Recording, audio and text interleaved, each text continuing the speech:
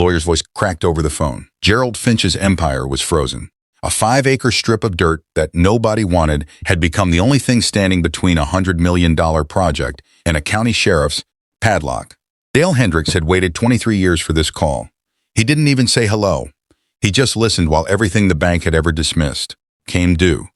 Dale Hendricks's phone rang at 6:47 a.m. on a Tuesday in March. The voice on the other end belonged to a lawyer named Christine Waters, and she was breathing like she'd been running. "Mr. Hendricks, this is counsel for Meridian Development. We need access to your property by Friday. Our client is prepared to offer." Dale set the phone down before she finished the sentence. He'd been expecting this call for 23 years. Maybe not this exact one, not with this exact voice, but something like it. He looked at his workbench, pieces of oak stacked like a puzzle, a hand plane resting against a coffee mug, pencil shavings on the floor. The wood could wait. 2 hours later, the phone rang again. The county auction was held in a basement in Millbrook, Ohio. Folding tables, a coffee pot on a side counter, 4 locals standing against the wall, drinking black coffee and not talking. The auctioneer, a man named Porter with liver spots and tired eyes, stood behind a podium that had been used for 40 years. Dale was 19 years old. He'd saved $1,600 by working construction on new subdivisions, watching contractors build houses that would stand for 40 years and then disappear. He decided to own land instead. Land didn't disappear. The 5-acre parcel came up at 10:15 a.m. Porter said it was creek adjacent, sloped bad, had subsurface rock and wouldn't hold septic. He said it 3 times in different ways because no one was bidding. A man named Gerald Finch stood beside the auctioneer. Finch owned the bank in Millbrook. He owned 2 shopping centers and a farm supply store. His father had fired Dale's grandfather for asking for a second day off to bury his mother. Finch was 53 and wore a cologne that smelled like artificial pine trees.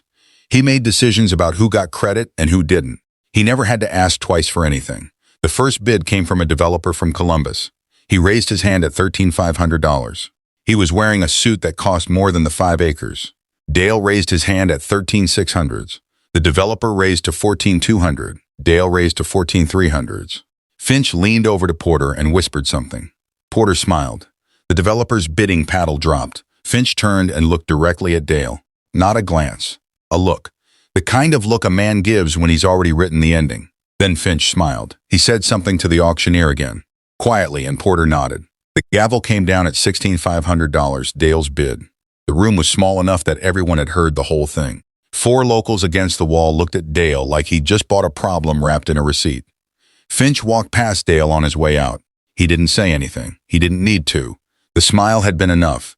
Dale signed the deed and folded the receipt into his coat pocket. That night, he sat at his kitchen table across from his wife, Martha. She was pregnant with their first daughter. The table was small, a hand-me-down from her mother, and it was the only place they sat to talk about money and plans. "That's the whole amount," Martha said. She wasn't asking a question. "Yes," Dale said. "You're sure about it?" "I'm sure." She didn't ask why. She didn't ask what made the land valuable. She just poured more coffee and looked at him the way she'd looked at him when he'd asked her to marry him, like she'd decided something a long time ago and wasn't interested in changing it. Dale went to the county clerk's office the next morning. He asked the woman at the desk, her name was Carol, and she'd worked there for 7 years, if he could see the property survey from 1971. Carol typed the parcel number into her computer. She walked to a filing cabinet and pulled a map. It was water-stained. The edges were folded yellow. A red line ran along the northern edge of the creek, cutting through the parcel like a scar. The line was labeled in typed ink, Water Rights Easement, 1971. Below the line, in different ink, someone had written, Route 47 Construction, State Highway Commission, Permanent. Dale didn't ask Carol any questions. He didn't write anything down. He just looked at the map for 45 seconds and memorized the numbers. The easement was 300 feet wide and 1.2 miles long. It started at the creek bed and ran north directly across his 5 acres toward the state highway. He folded the map and handed it back to Carol. "Find what you needed?" she asked. "Yes," he said. He walked out of the county clerk's office and sat in his truck for an hour. His hands weren't shaking. His heart wasn't racing. He was just sitting there, breathing, knowing something that nobody else in that basement had known when they were laughing at him. Finch had checked the survey once. Maybe. The way people check a survey when they're making a decision about someone else's money. Dale had checked it because he'd already decided to buy the land. He started his truck and drove toward the public library. Before this gets even crazier, hit subscribe. Because what Dale found next buried Finch under 30 years of paperwork the bank never thought to. Check. The microfiche reader hummed in the basement of the Millbrook Public Library. September 1986. The screen was bright and made Dale's eyes water. Martha sat 3 tables over, reading a magazine she wasn't actually reading, watching the parking lot because Dale had asked her to. She never asked why. The document was dated 1956, handwritten. Water damage on the left margin. A man named Robert Callow had signed an agreement with the State Highway Commission. The agreement said Robert Callow's land would be used for water passage during the construction of Route 47. The passage was permanent. It belonged to the land, not the man. If Robert Callow died or sold the land, the passage stayed. Robert Callow had owned Dale's 5 acres. The signatures were faded but visible. A highway commissioner named Harold Webb had signed below Callow's name. The date was March 12, 1956. Dale read the document 3 times. Then he asked the librarian if he could use the copy machine. Over the next 8 months, Dale found 12 more documents. A tax abatement from 1963 listing easement maintenance. A county planning meeting from 1971 where a commissioner named Chester Brody had opposed a shopping center development on the adjacent parcel because existing water agreements prevent footprint expansion. A variance denial from 1974. A survey addendum from 1982 that referenced historical state easements still active. The documents weren't hidden. They were just scattered across 30 years in filing cabinets nobody had reason to open. Martha noticed him at the kitchen table with papers arranged by date. She didn't ask what he was doing.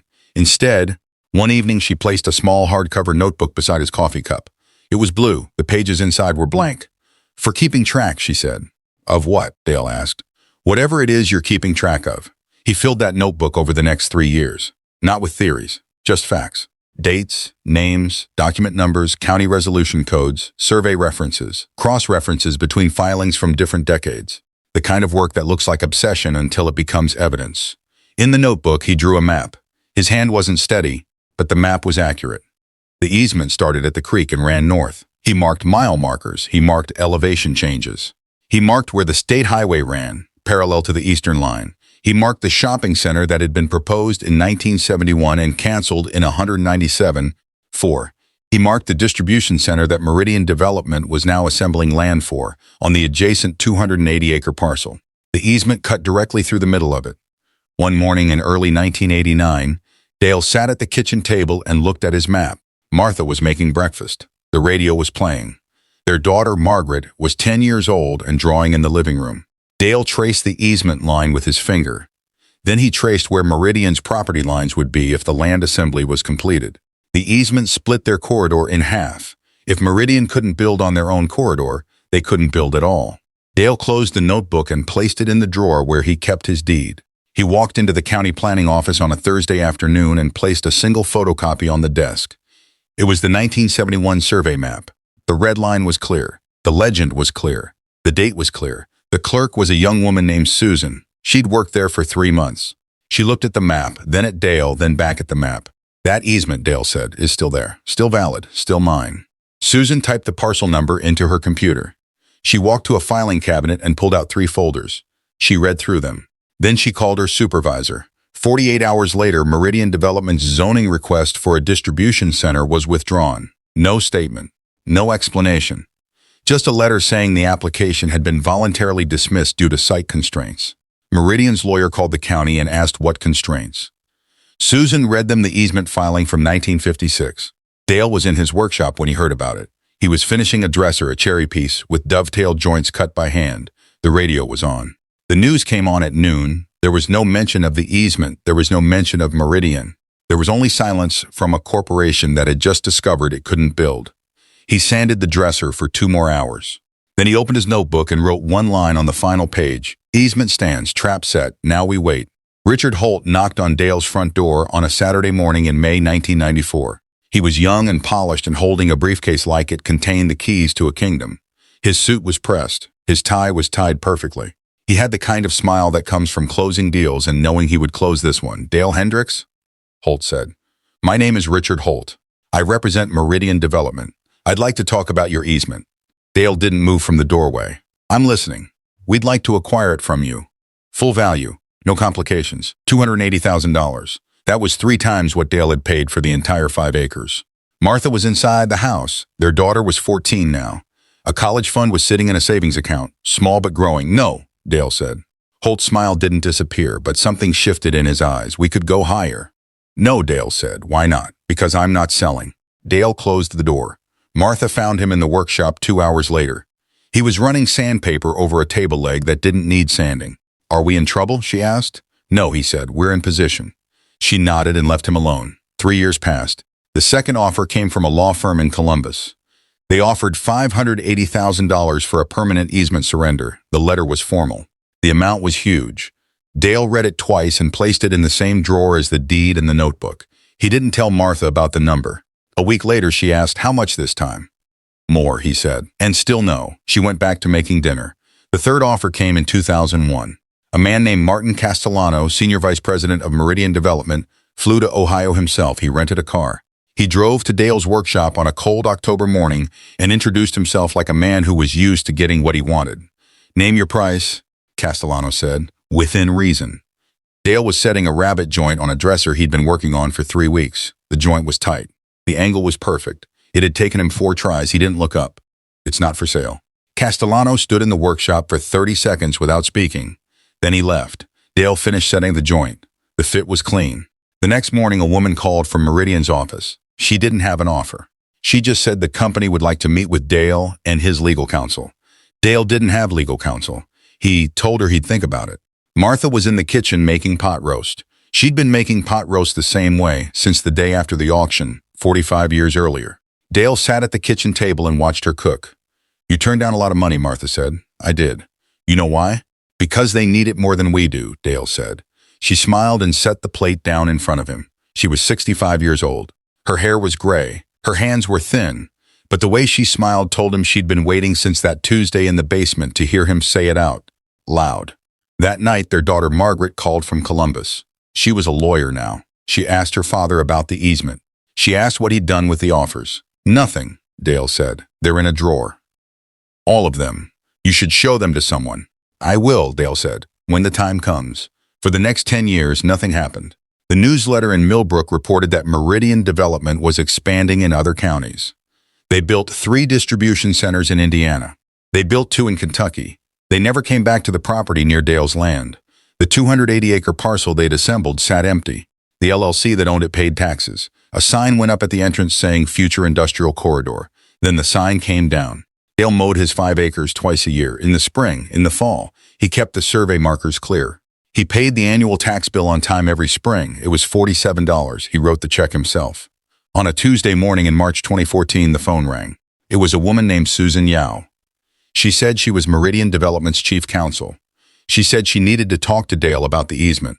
But first, she said, she wanted to bring someone to meet him. The voice on the phone was different than Richard Holt's voice, different than Martin Castellano's voice. Susan Yao sounded like someone who had already lost and was calling to negotiate the terms of defeat. Dale set the phone down and looked at Martha. They're coming back, he said. I know, Martha said. She had always known. Susan Yao's voice came through the phone like she was standing in a room full of people who couldn't hear her talking. We're prepared to offer $12 million for the easement, Mr. Hendricks. In full, tax-free transfer, immediate. Dale didn't say anything, Mr. Hendricks? I heard you, he said. Will you consider? No, Dale said, and hung up the phone. He set the receiver down on the kitchen counter. Martha was standing at the stove. She didn't turn around. She didn't ask who had called or what they'd wanted. She just kept stirring the coffee, waiting for it to finish brewing. After 41 years of marriage, she'd learned to wait for Dale to speak first. $12 million, Dale said. Martha poured the coffee into 2 mugs, and you said no. I said no. She handed him a mug and sat across from him at the table. The same table where they'd planned a life together on the day after the auction. The wood was older now. The stain was worn at the corners. But the table was still there, still solid, just like Dale was still there, still certain. They'll call back, Martha said. I know, Dale said. The next day, Susan Yao and an environmental scientist named Dr. Robert Chen came to Dale's house. Chen was carrying a binder. It was thick. It looked like it weighed 10 pounds. He opened it at the kitchen table and showed Dale maps, soil samples, hydrology reports, subsurface surveys, color photographs of rock formations, charts with percentages and arrows and projected water flow rates. He explained very carefully, very slowly, that Meridian's industrial corridor sat directly above an underground aquifer that fed 3 municipalities' water supplies. Your easement, Dr. Chen said, is the only legal mechanism that prevents us from building without EPA involvement and 10 years of litigation. He said it like Dale didn't already know. Susan Yao sat across from him. She was wearing a dark suit. Her phone was on the table, face down. She was waiting for Dale to react, to hesitate, to show some crack in the wall he'd built over 28 years. Dale didn't move. We could go higher, Susan said. 15 million, if you sign today. No, Dale said. 18 million. Dale stood up and walked to the kitchen sink. He looked out the window at the 5 acres beyond. The easement line ran through that land like a vein through a wrist. It was carrying money now, not just water. It was carrying Dale's future through his fingers and into the generations coming after him. You should go, he said. Susan and Dr. Chen left without finishing their coffee. Margaret came to the house that Saturday. She was Dale's daughter and an estate attorney, and she brought her boss, Harold Stearns, a water rights specialist from Columbus. Harold was 67 years old and had handled water disputes across 4 states. He'd seen corporate lawyers try every trick in the book. He'd seen families fight over rivers and aquifers and the right to divert water for profit. He'd never seen a chain of title like the one Dale had in the blue notebook. They brought boxes. Margaret brought file folders from her office. They spread the permit files across the kitchen table. They placed the original deed beside them. They placed Dale's notebook beside that, the blue one. The one Martha had given him in 1986 when he was just starting to understand what he'd bought. Harold read through the documents without speaking. He read the 1956 agreement. He read the 1963 tax abatement. He read the 1971 survey. He read the 1974 variance denial. He read the 1982 addendum. He read the 1989 county filing. He read every single document that Dale had found in basements and filing cabinets and microfiche machines over 28 years.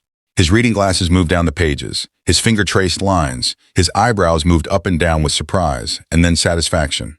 Then Harold looked at Margaret. This is the cleanest chain of title I've ever seen for a water easement, he said. They can't break it. They can't argue it away. They can't challenge the filing. The county kept taxing it. That means they kept acknowledging it. That means it's been alive the entire time, sleeping under their feet. Dale sat in the corner and watched his daughter's face change. She'd been a lawyer for 10 years, but she'd never seen her father like this. Not angry, not even satisfied. Just patient, just certain. They want a deal, Margaret said. They called me. What did you tell them? Harold asked. That my father would listen, Margaret said, but that he wouldn't sell. Margaret called Susan Yao back the next morning. The conversation lasted 4 minutes. Margaret listened. She asked one question. She said no twice. She hung up. What did they say? Dale asked. They want to negotiate, Margaret said, but not a purchase. What then? A lease, she said. Permanent monthly payments, adjusted for inflation, transferable to heirs. Dale didn't say anything. It's $18,000 a month, Dad. Martha put the kettle on. $18,000 a month. $216,000 a year for the rest of his life. For his children's lives. For his grandchildren's lives if he had them. For a strip of land that Gerald Finch had watched him buy for $16,500 3 decades before and had laughed about out loud in a basement full of witnesses. Tell them yes, Dale said. Just like that? Margaret asked. Just like that. Margaret made the call. The lawyer on the other end, a new lawyer, not Susan Yao, asked to negotiate. Margaret said no. He asked to adjust the terms. Margaret said no. He asked about a cap on the payments after a certain number of years. Margaret said no. He asked if Dale would consider a lump sum instead, maybe $20 million just to close the deal and move on. My father doesn't want a lump sum.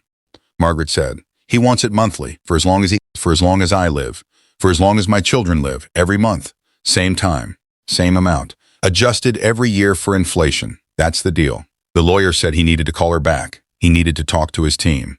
He needed to confirm with his board. Margaret waited. The lawyer called back in 16 minutes. Your father's terms are accepted, he said. Margaret turned to Dale. You got it. Dale picked up his phone and called Martha, even though she was standing 5 feet away. It's done, he said. I know, Martha said. The kettle's on. The first check arrived on the 1st of the month, just like Susan Yao had promised, $18,000. Dale opened the envelope at the kitchen table. He didn't look at the amount twice. He didn't let himself feel anything. He just folded the check and walked to his workshop. The desk was small and covered in pencil shavings from 40 years of furniture making. He opened the drawer and pulled out the blue notebook, the one Martha had given him 28 years ago. He turned to the final page. The last line he'd written was, easement stands, trap set, now we wait. He picked up a pen and wrote one line below it, the waiting is over. The second check came the next month, then the third, then the fourth. They all came on the 1st, like clockwork. like the interest on a loan that never ends, like compound patience finally bearing fruit. Dale stopped looking at the amounts. The amounts didn't matter anymore. The fact that they kept coming was the only thing that mattered. 2 months later, Margaret took him to the county clerk's office. There was paperwork to file. A recorded water rights agreement between Dale Hendricks' property and the municipality. New terms, new party. Same easement that had been sleeping under Meridian Development's plans for 25 years. The clerk stamped the documents and filed them in a cabinet that would be searched for the next 100 years. On the way to the truck, Dale stopped and looked at the building. He'd been there countless times, to search for documents, to file his deed, to watch a system work the way it was supposed to work if you had patience and time and the refusal to rush. He opened his notebook one more time and turned to the line he'd written 2 months earlier. He crossed it out. Above it, he wrote, "The waiting never really ends. It just changes shape." The local newspaper ran a 3-paragraph article about Meridian Development's new water rights, lease with a local property owner. No names, no details, just the facts. The article ran on a Tuesday. By Thursday, nobody in Millbrook was talking about it anymore. But someone was. Gerald Finch's nephew, who'd taken over the bank after Finch died in 2008, read the article. He looked at the property description. He looked at the dollar amount. He remembered the story from his uncle, the one about the young man at the auction who'd bought the worthless 5 acres. He called a friend who'd been there that day.